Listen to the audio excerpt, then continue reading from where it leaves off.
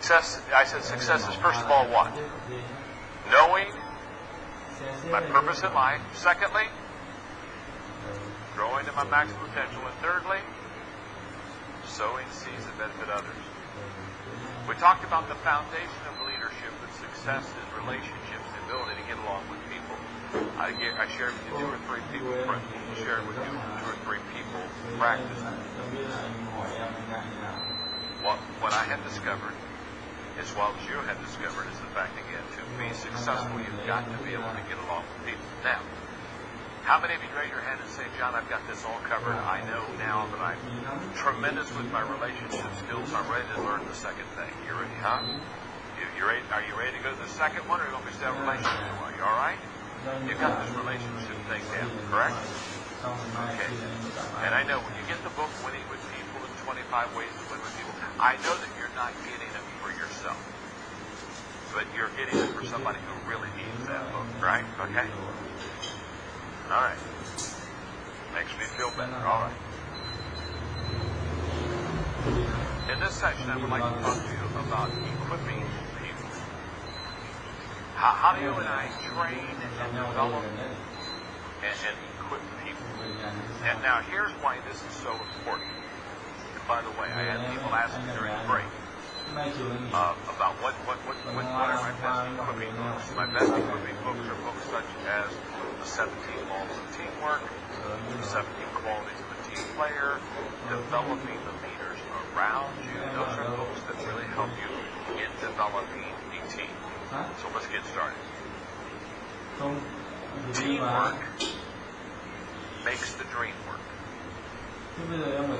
So therefore, when people come to me and they say something like, I have this dream, I would like to accomplish this, or when I really want to build a company, I want to build my business, I want to help people.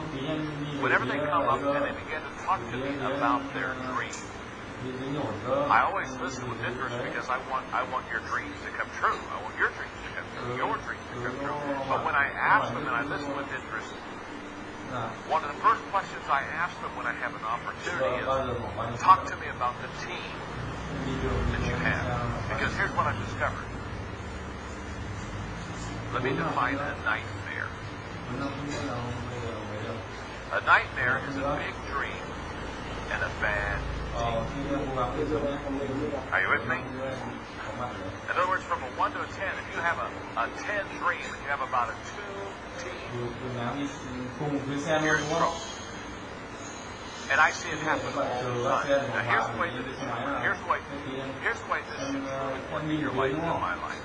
In the beginning, the dream is always bigger than the team. It's always better than the team. Because we get the dream first. Isn't that true? So therefore, there's nothing wrong with having your dream a little bit bigger and a little bit better than your team. Where the problem is if your dream keeps growing, but your team doesn't. So what you've got to do is you've got to ask yourself a very simple question. Does my team match my dream? If from a 1 to a 10, again, if I share with you, I have a 10 dream, but I have about a 2 or 3 team. Let me tell you something. Your dream will only be realized based upon the team that you have around you. One of the laws, and the 21 irrefutable laws of leadership, and I'm kind of interested. Would there be some people that have that book? How many of you would have my book? I wrote a book called The 21 Irrefutable Laws of Leadership. If you could have that book, I didn't ask if you read it, okay? I didn't do that. I'm not that bold, okay? But if you have that book, would you raise your hand and say, wow, my mother would be proud, okay? Okay.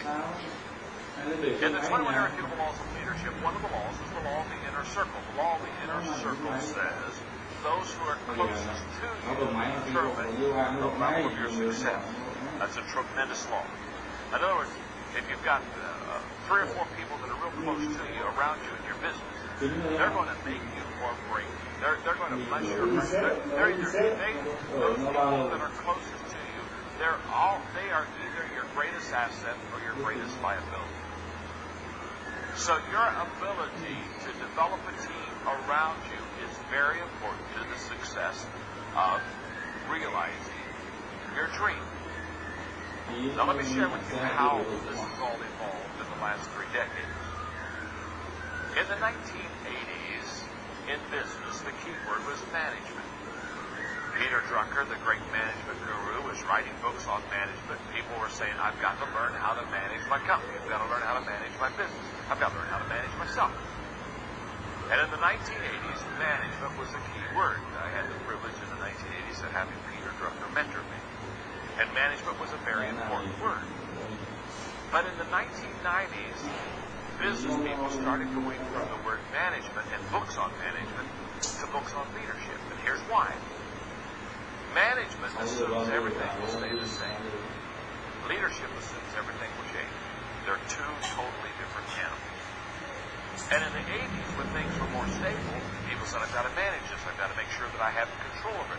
In the 90s, all of a sudden, they said, my goodness, it's getting out of control. I've got to learn to lead. I've got to get out in front of it. So leadership in the 1990s, and that's when I got on the scene, started writing leadership books, helping Fortune 500 companies really get their hands around how do you lead a company. Now, as we've gone into the 21st century, this decade, we've gone from leadership to team leadership. The key word now, I mean, every time almost in the States that I'm asked to co-speak, they will say, John, talk to us about how do you develop a team of leaders? How do you develop a leadership team? And the reason for that is because we now realize that one person cannot lead effectively everything. Let me explain. About 6 years ago, when I wrote the 21 Irrefutable Laws of Leadership, for 2 years in the States, I lectured all over the country on that subject, the 21 Irrefutable Laws of Leadership. What that book did is it helped people understand that if you're going to lead, you've got to be able to do more than just one thing. You see, people used to think that leadership was vision. So they would say, well, if you can cast a vision, you're a good leader. Well, all of a sudden they realized, well, you have to be able to cast a vision, but you have to be able to do 20 other things too. So when I wrote the 21 Irrefutable Laws of Leadership, it became very apparent that if you're going to lead effectively, one of the first things you're going to have to do is you're going to have to develop a team of leaders. You're going to have to develop a leadership team. For example, I wrote the 21 Irrefutable Laws of Leadership, and 5 of the 21 laws I am average or less in. Okay? For example, one of the laws that I'm below average in is the law of navigation. The law of navigation says anyone can steer a ship, but it takes a leader to chart a course. I am not a good navigator. I'm big picture. I don't want to do the day-to-day navigation. I've got people around me that do all the day-to-day stuff, but I don't want to do that. I'm not a very good leader. And so therefore, I have all of my companies in one building in Atlanta, Georgia. And so therefore, when we outgrew our building and we had to go to another building, I stood up in front of all 3 companies, I brought them all together and said, we're going to have to relocate over the next 6 months to another building here in the city. And I said, you know that I'm not good at navigation. I'm not a navigator. So I brought Frank up and I said, Frank will be doing the navigating. And as soon as all the companies realized I wouldn't be doing the navigating, they started to clap and cheer and they were saying, yay, oh good. Yeah, wow, thank God, John's not going to lead us here. Whoop. We were worried. We'd be in the ditch with him. So I brought Frank up and I said, now Frank's going to do the navigating. He's going to do the leading. I'm not going to do the leading. Now, I own the companies. I'm the founder. Doesn't matter. I'm not a good navigator. See, you've got to know what you do well. You've got to know what you do. See, as a leader, you don't get paid to carry the ball. You get paid to know to give the ball to who.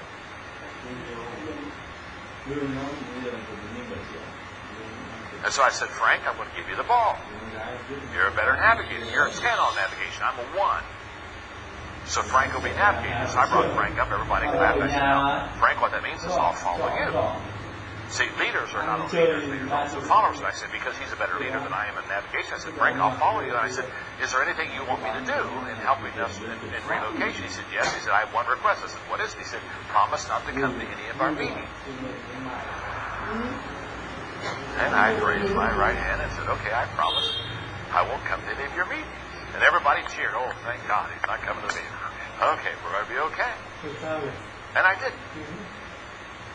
I didn't do anything. Yeah. The day we moved in the office, Frank picked me up in the car, took me to to our new building, and walked me in and said, "This is your office. Thank you very much." Now, why didn't I lead that effort? Because I'm not any good at that area. Now, you see, when I wrote the 21 Irrefutable Laws of Leadership, all of a sudden people began to realize you can't do all 21 things well. You're good, but you're not that good. In fact, I was speaking to 200 CEOs of companies in the States. They had this President's Day, and it was just CEOs and me. And I was talking to 200 CEOs, and one of the things I told them is, I said, you need to go back to your people and stand up in front of them and tell them the things you're not good at. And it really bothered me. You could tell there's real emotional pushback. I could tell that they don't like this, you know. And I said, you need to go back and explain your weaknesses to your people. You need to get up front and say, I'm not any good at this. And so I'm signing books during the break, and this one CEO, he just stands right beside me. I mean, he won't go away. He just stands there. And I'm trying to sign books. And finally, I looked at him. I knew he wanted to talk. I said, can I help you? He said, yeah, but I got to talk to you private. So he pulls me over in the corner of the room and kind of whispers to me. He says, you know, what you said in the last session really bothered me. He said we were supposed to go home and tell people what our weaknesses are. And I don't think you should let people know what your weaknesses are. You got to lead from strength and never let them see you blink and show your strong side. He gave me this kind of pep talk like I never heard any of this stuff. And you know what? I'm listening. Okay. Oh, he's done. I put one around him. I said, friend, my name is John. I said, you're operating on a false assumption. He said, what's that? What's the false assumption? What's the false assumption? I said, you're assuming your people don't know your weaknesses. I said, they already know what you don't do well. They talk about it all the time. I said, the reason I ask you to go back and share with them what your weaknesses are, so that it would relieve them. It would be like, oh, he knows. Oh, this is very good. We don't have to tell him. We don't have to tell him.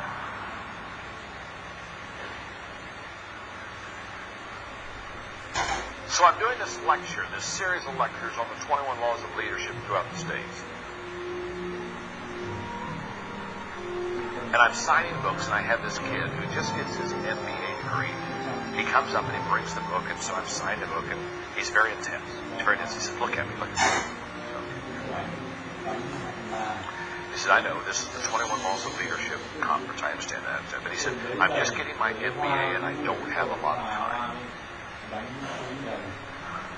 I thought the kid needs a lesson on perspective.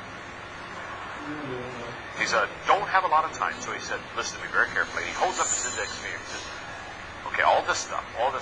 What's the one thing I need to know to be a great leader? I thought, oh my goodness. So I sucked air and got all my energy. Raised my body up to his, and I said, the one thing you need to know to be a great leader is that there's more than one thing you need to know to be a great leader. There's 21 things you need to know to be a great leader. So sit down and shut up and take notes. You see, he was making the mistake that we all make, and that is the fact that we can do it all. We can't do it all. There's not one thing. There's 21 things. And the only way that you're ever going to do this is develop a leadership team. And I'm going to say how to develop a leadership team. If the people on the front row, for example, were my leadership team, we would all sit down, and over a period of 21 weeks, each week we would read one law of leadership. We'd read it together. In fact, what I would do is I'd say, you get week 1, you teach week 2, you teach law 3, you teach law 4, and we just sit in a group, and we teach laws, and after we're done teaching the 21 laws of leadership, reading it and teaching it to each other, and sitting around the group, then what we would do is we would all personally evaluate ourselves on the 21 laws from a 1 to a 10. So on the law of navigation, I'd say I'm a 1. And after everybody personally, after everybody personally evaluates themselves, then they get up in front of the group and they share their evaluation of themselves with the rest of the group. But the rest of the group, before they do that, evaluates each other too. So therefore, when we go around the room, for example, if I say I'm a 10 in the law of navigation, and the rest of the group says I'm a 2. I've misread myself. Are you with me? So then what I do is everybody knows everybody's number on all the laws. So then what you do is if, for example, if it's the law of navigation, I'm 1 and Frank's number 10, then what we do is when we have to navigate something in our company, Frank leads.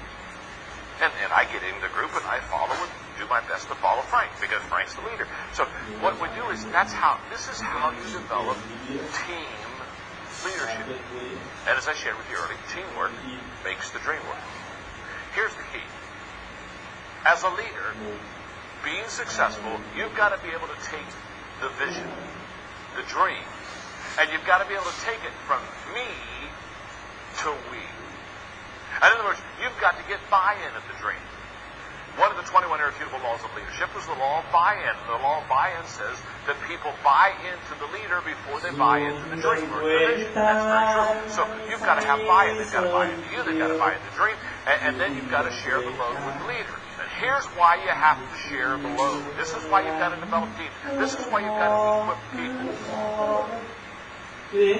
In the 17 laws of teamwork, one of the laws of teamwork is the law of significance.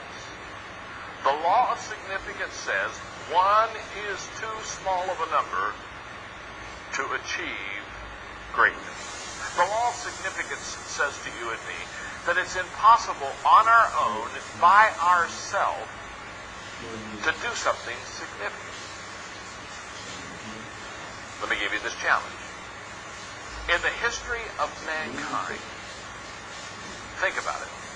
Name one person without the help of anyone else, by himself or by herself, without anyone else's help, ever achieve something significant for mankind. I was in Joburg, South Africa, speaking about 10,000 business leaders, and all I was doing all day long was teaching the laws of teamwork. And I looked at these 10,000 people, and I threw out that challenge in Joburg. I said, name one person by himself or by herself, without the help of anyone else, that's ever done something significant for mankind. And as soon as I said it, some guy up in the balcony, it's like he was waiting for this question all his life. Some guy up in the balcony, the guy said, Charles Lindbergh, he crossed the Atlantic Ocean in a plane all by himself. And I said, well, yeah, he did go across the Atlantic by himself. And everybody clapped and cheered. They thought he got one. But I said, sir, did you know that Ryan Aeronautical Engineering designed and built the plane? That's how. It's hard to fly across the Atlantic like this. After a while, you just get tired. And I said, sir, did you know that 10 millionaires financed the trip? Any other suggestion? You see, one's too small of a number to achieve greatness. In the States, I don't know if they do this in Malaysia, but in the States, when somebody has been successful financially, a lot of times they like to go around and introduce themselves as a self-made man. Do they do this in Malaysia? Yeah, it comes to life, I'm a self-made man. And whenever they tell me they're a self-made man, I always look at it and say, oh, I am so sorry. Oh. I hate that. So what do you mean you're sorry? I'm not so sorry. Because you see, if you've made everything yourself, you haven't made much.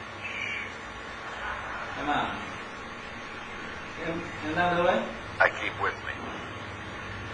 I keep with me this card. It's called the indispensable. It sums it up for me. It says sometimes when you're feeling important, and sometimes when your ego's on bloom, and sometimes when you take it for granted that you're the most qualified person in a room. Sometimes when you feel that you're going with an unfillable hole, just follow the simple instruction and see how it humbles your soul. Take a bucket. Fill it with water. Put your hand in it up to the wrist. Pull it out, and the hole remaining is the measure of how much you'll be missed. You may splash all you please when you enter. You can stir up the water galore, but stop and you'll find in a moment that it looks quite the same as before. The moral of this quaint example is do the best that you can. Be proud of yourself, but remember, there's no indispensable man. Okay. I'm not, and you're not. So if you're going to do something significant, you've got to do it with others. You've got to develop a leadership team. You've got to develop a team around you. Let me explain it this way. In the 17 laws of teamwork, one of the laws of teamwork is the law of Mount Everest. The law of Mount Everest says, as the challenge escalates, the need for teamwork elevates. The law of Mount Everest says that the bigger the challenge you have before you, the better team you need to have around you. So if you've got a big challenge in front of you, you've got to get yourself a good team around you. If you're going to climb Mount Everest, you've got to have a good climbing team. It's the biggest mountain in the world. You just can't climb that by yourself. I mean, how foolish would I be if I looked at you and said, boy, I'm having a great time here in KL today, and you know what I'm going to do? As soon as I'm done speaking today, I'm going to jump on a plane and I'm going to fly to Nepal. And I've always wanted to climb Mount Everest, so I've got my shorts and my sneakers. Okay. Now, here's what I want you to see. You're not on the same level with everybody in your department. Make sense? Yes or no? Okay, you got it. Now, here we go. Here's what I want you to see. People follow you based on what level they're on with you. So people don't follow you the same. People receive your vision